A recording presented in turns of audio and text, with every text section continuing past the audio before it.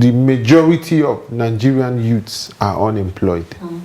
Most of them are even educated, but no jobs, nothing to do. Now, it's even worse now. Prices of things have gone up, fuel is up, everything has gone high. You understand? So there's tension in the land. It's obvious. Nobody can pretend about it. How do you think we can solve the issue of unemployment in Nigeria? Because I know the consequences of unemployment. You know, I have never had, it's only of recent that I started hearing of suicide in Nigeria. No Nigerian will agree to die. Nigerians don't like to die. Suicide, now you see young people committing suicide. You are hearing one chance every day.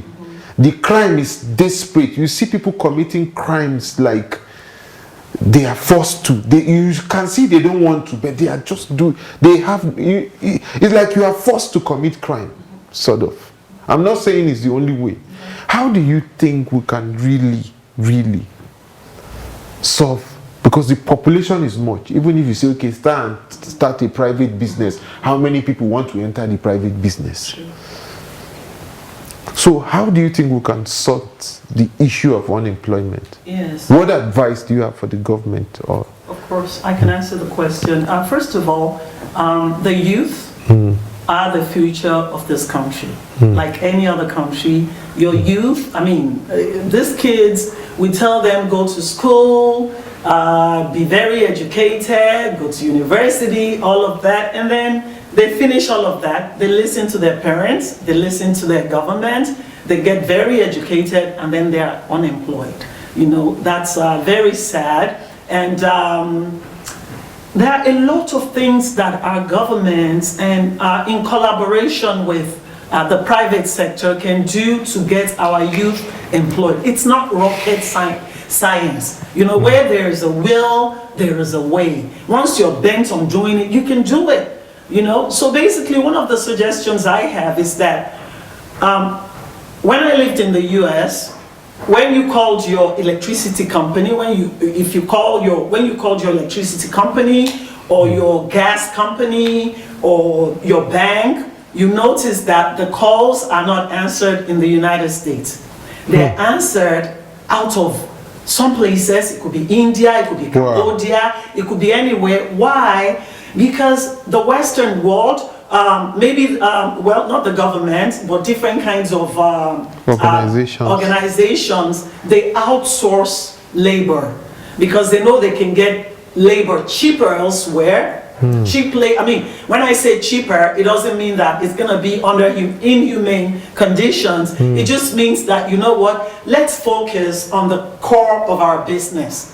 Let's leave the customer service stuff, the customer complaints, the calls from our customers, let's leave it to other people to do. Okay? So basically, the youths in Nigeria, all we have to do as a government, as a people, states, local, private sector, is set up something for this youth, solicit from the United States, from youth, from the UK, from everywhere, businesses that will come and employ our youths to answer calls. You create a place that's called a call center. People can even do it from their home, but let's say, you know, you want to keep it because of security, cyber security, other security and stuff, banditry and all of that. Let's create a zone. I remember that. I mean, I know that the President Bola Ahmed Tinubu created what is it called? What is that? Free trade zone in Lagos. Yes. You know, it started a while back, but you know, they're actualizing it. That can also be done like a call center where youths are employed, where we get businesses from the United States, from the United Kingdom, from Germany, from other countries, making Nigeria their call center. So any call that's made to them is routed to the call center. So all of our youths, thousands of them can be employed that way. I remember I said this to one of our dignitaries before, that you know that we can really get this graduates, even they don't have to be graduates to work at a call center. We can really get them employed this way. And the person said, well, well, what about the accent? I'm like, no, the Indians, when you call and your call is routed, you call your bank in the US, your call is routed to India.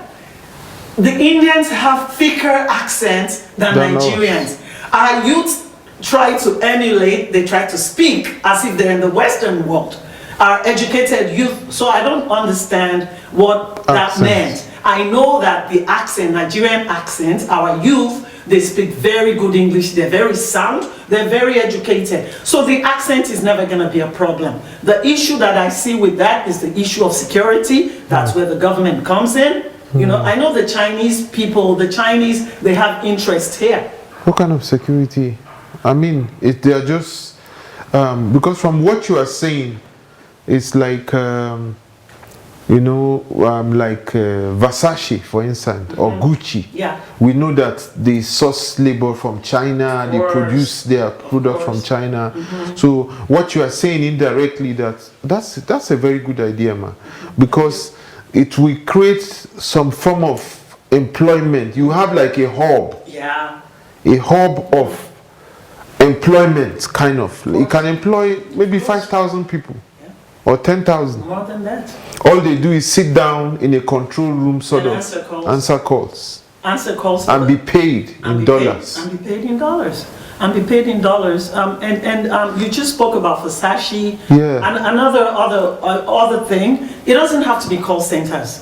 Do you understand? But that's a very good one. All the government has to do is help with security. Make sure that when these people outsource their businesses to Nigeria, their information is safe. So not just about banditry, it's also about cyber security. You know, I mean, and you know, in forms of technology, like let's say data.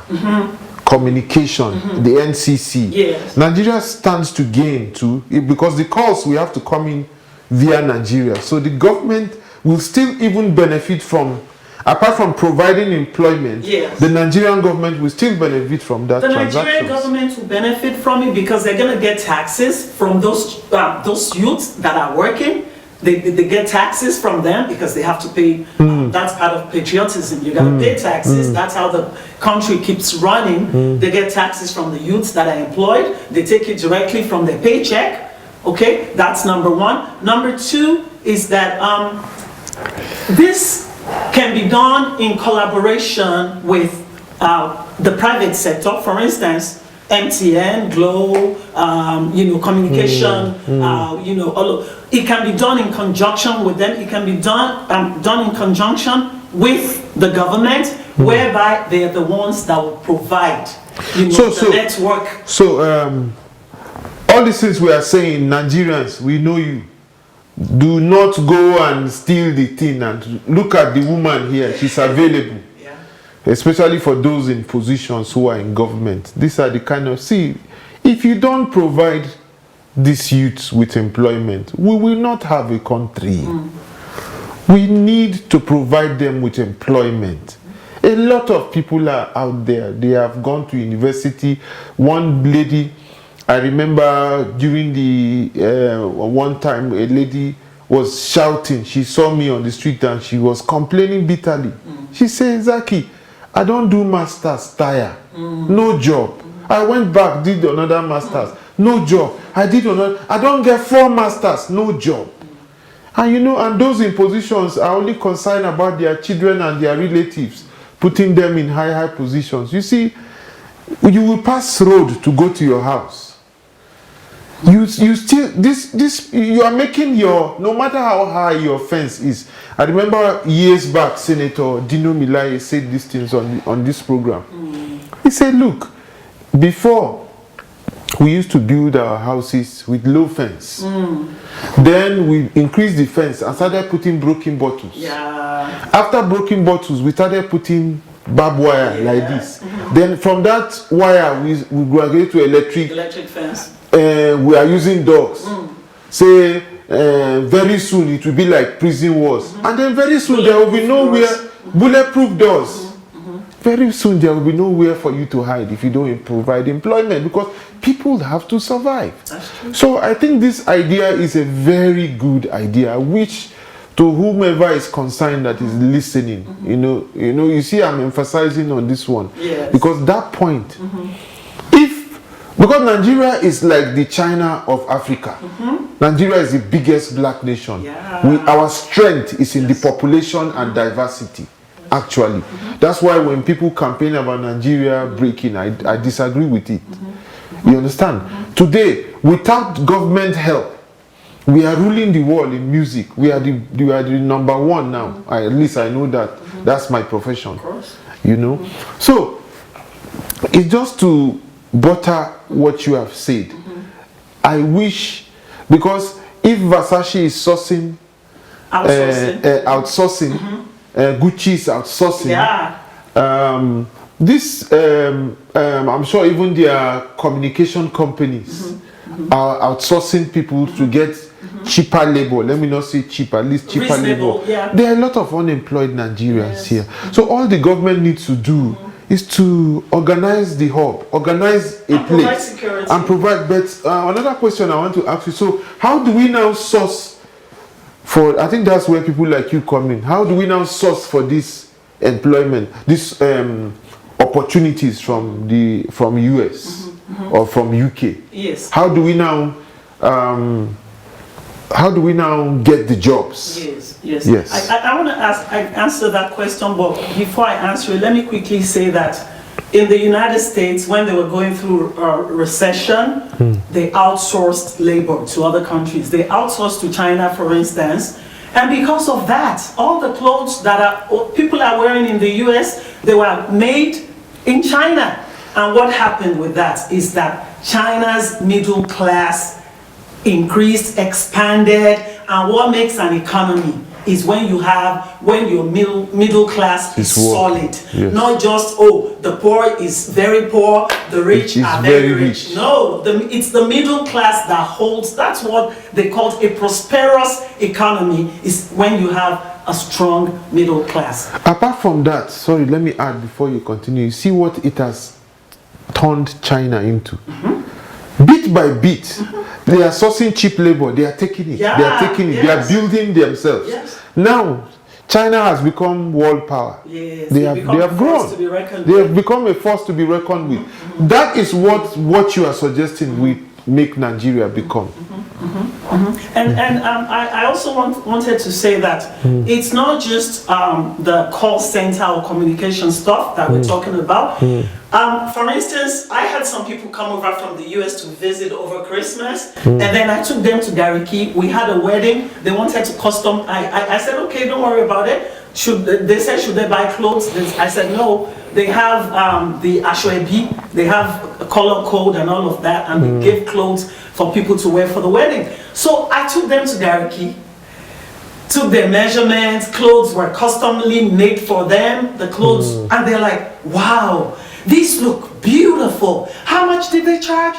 I told them how much, and they're like, Mom, that's less than $10. Well, my kids were, now I've let it out, my kids were part of the people that came to visit. So, the idea now is, it's not just the call center kids, it's also tailors. There are plenty of them, talented in Gariki Market, at Wuse Market. Gariki International is a hub of tailors. Can we just solicit the Western world to give, first of all, we train our youth to have handiworks, tailors, tailoring, embroideries, hairdressing, hair barbing, beauty stuff and all of that. And then we source from outside the country, from the Western world, that look, there's Gap. You were talking about Versace. Versace is a high-end fashion, whatever. You talked about Gucci, high-end, but they're also smaller ones. Well, they're very big. They actually have the major share of their industry. But they, like Gap, like Children's Place in the United States, they can bring business here. They can, just like they do with India, Cambodia, China. Our youths can make clothes, beautiful clothes for them, better than the ones that they will make in the US. And then send it back. And then, like mass production. Yeah. And then, that's what it it's cheaper for them to have other countries sow them, because our minimum wage is different from their minimum wage. So they can take advantage of that. If you go to Dubai, everything you see in Dubai now is made by Americans. You will see American fast food restaurant, you see IHOP, you see these Chinese, you see different kinds of, they emulated, I mean they copied the United States to the teeth. There's nothing wrong with that. They just wanted to diversify the economy from oil, because they know that the world is moving fast. Do you know? So we can do, and it just puzzles me why it hasn't been done, because it can be done. Have you spoken to anybody in government about this before? I speak to one or two people in the past. When I don't get good responses, I just relax, but I just hope they're listening to us now. Our ministers, for instance, the Minister of Youth, the Minister of Poverty Alleviation. Oh, we haven't spoken about my foundation. I'm sure you're going to get to that. Okay. You have a foundation? I do have a foundation, as a matter of fact. Okay. What does? Well, my foundation, I'm just trying to do my bit. It's always been my abiding principle that when I go outside the country, I studied law here, studied law over there, just so I can bring back, I can come and give back to my community, bring back good ideas and come and share with my community and implement those things. And part of it also is to feed the needy. Okay? So I do have a foundation that's called Kingdom First Breakfast Club. What the Breakfast Club does, I mean, I want to feed everyone that's in need, but I can't afford it unless I get sponsors, unless I get donations, you know. But I have narrowed it down to children. So the Breakfast Club feeds children that are in need. So we go to the IDP camps, we make a lot of food, we buy snacks, you know. I go there with my crew, we dance with them. We don't just feed them and leave. We talk to them, we let them know you can be whoever you want to be. You know, you can be the president of the whole world if you want to be, but just keep on going. Okay, don't be discouraged. The fact that you are at the IDP camp does not mean this is what defines you. But you can go from grass to grace. So and then we feed them. They're very happy. I play music, dance with them, and do all. I hope you share those videos and the pictures. We do it for orphanages as well. So every week we take food to some orphanages. We make sure we don't fail unless I am short of caterers, you know, or I am in want of caterers. But that's what we do, is to provide food for the needy. Also, we take donations of clothing. We also heard we've donated pads in collaboration with other partners, because we heard that female students, children, some of them don't go to school when it's their time of the month, when they're menstruating, because they don't have anything to protect themselves with. So we took pads to them, that now you don't have to skip school because now you have pads. And we also had to teach them how to use the sanitary pads, because a lot of them don't know what it is. So we provide sanitary pads to them, we feed them, we do it over all the orphanages, counsel them, you know, just do our bit. So that's what the foundation is. You know, we would like for whoever is watching to donate. My next question would have been on Japa, but I think the answer for unemployment would have systematically answered that, because the reason why they are Japa by the way, Japa means people where they live Nigeria. In case, but everybody knows what Japa is. I think they are doing that for greener pastures because of the situation of the country, particularly because of unemployment. If they were employed, so with this idea, I think we have answered that question. I'm just going to say to our youth, you know, I had someone drive me the other day. He's a graduate, and what he told me was like, Madam, this Nigeria is ours. I am not going to go anywhere. I am going to stay in this country. I am going to pour everything I have in this country until this country gets better. So I'm going to say to our youth, believe me, things are going to get better. That's why we're having this program. That's why I am on this program. I thank the host for giving me the privilege. But the thing is that it's better for you to pour all your virtues, all your admirable attributes into your country, into your roots, rather than take it elsewhere. So if you put all the energy you're going to use over there, over here, the virtues, the good things, the gifts, your God-given gift, it will make Nigeria better. You have heard from Dr. Olushola Younger. She has said so many things and with her experiences with the Nigerian government, with the American government, with the American system and the Nigerian system. I've always said, just like in the music industry, that one of the things that give us a major boost in the music industry is the Nigerians in diaspora coming back at a time when we were struggling for Nigerians to accept Nigerian music.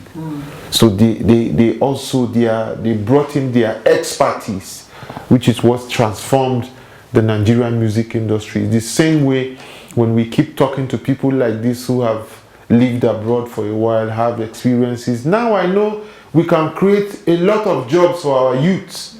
You understand? Just like China has done. The Chinese people are even trying to take our country now, because I'm surprised I will go to some remote areas in Nigeria and you see Chinese people working there.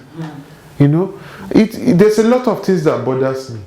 You are trying to build a house in Nigeria, especially in Lagos. Most of the people who are laborers are from Togo or Cotonou. They are not Nigerians. You go to panel beaters, Togo, or Benin Republic. You go to mechanics, same thing. So my point is that what are Nigerians even doing, the youths? We are saying no employment, no employment. And then, you see, that's why the border thing also bothers me. Because even the little employment, we are sharing it with other countries. You know, so there are a lot of things, especially in regards to unemployment. But this thing you have said is just the solution for Nigeria right now. It's the solution. So I just pray that whoever is listening will do something. Okay.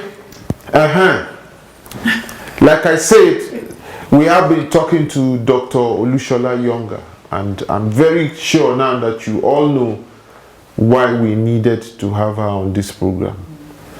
Thank you very much, man. We've been educated, and we look forward to results from this program, especially from the government in the center.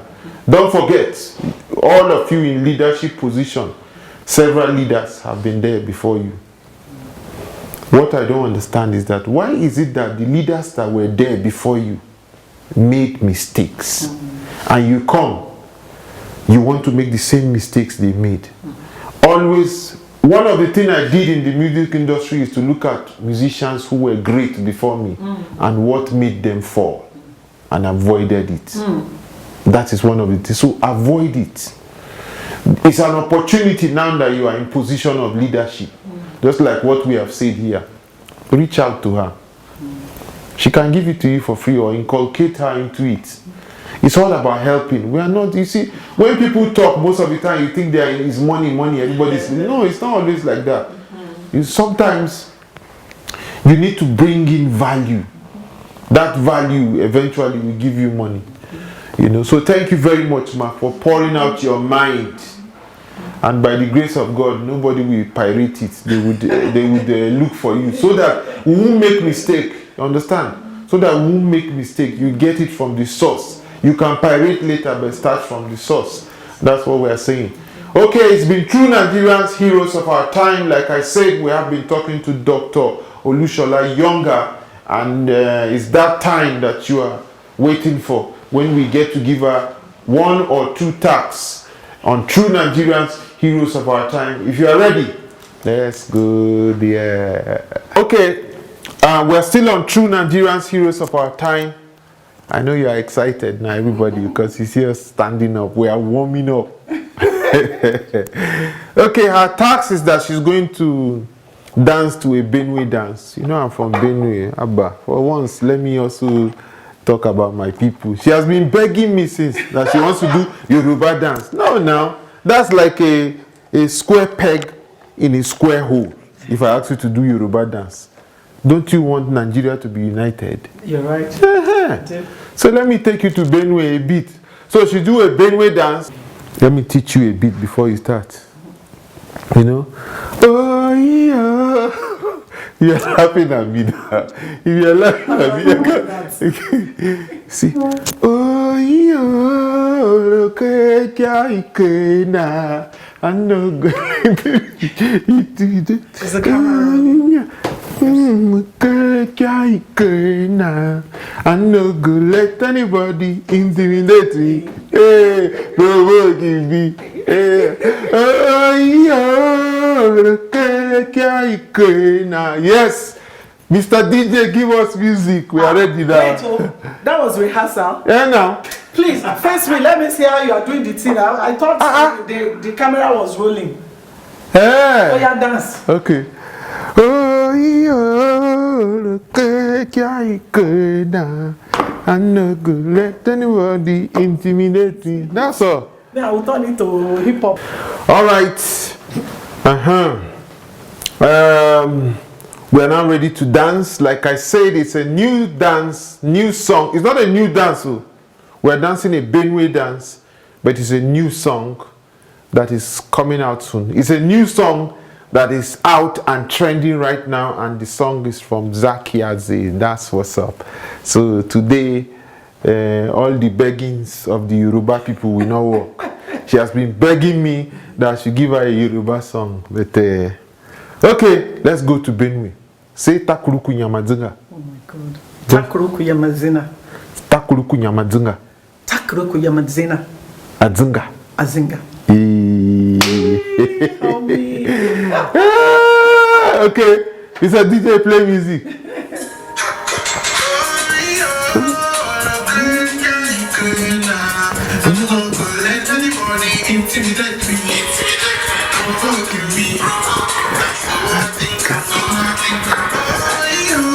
Benda, yeah, let anybody intimidate me, provoking me.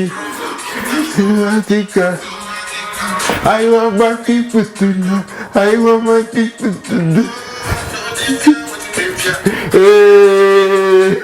Hey, not the you see? Oh, I bet. All right, okay. Enough. Okay, thank you so much. It's been true Nigerians, heroes of our time. We've had a good time. We've been educated. Thank you very much, Dr. Olushola Younger, for still looking younger, for all the knowledge you have impacted on Nigerians. We're happy to have you on the program. And thank you for not jackpotting. Even though you jackpot early, you have brought back all the knowledge from jackpotting back to Nigeria. Thank you so much. Thank you so much. It was nice having you on the program. It was a privilege to be on the program. Thanks for having me. Thank you so much. Thank you. Thank you very much for watching, and bye. This country needs unity. We need peace. I'm all for renegotiating the terms of our coexistence. We have to renegotiate it. The youth have been misguided, unfortunately. You know? I like my country. I like the land and people. Hey, look, I have 40% shares in this company. So if I had known that you... Judges are either corrupted or they are afraid of giving judgment. There's no stopping. No stopping. But government requires more revenue to make sure that these initiatives... Give us a better Nigeria! Give us a better... Youth are the vehicles of change. The youth are the answer.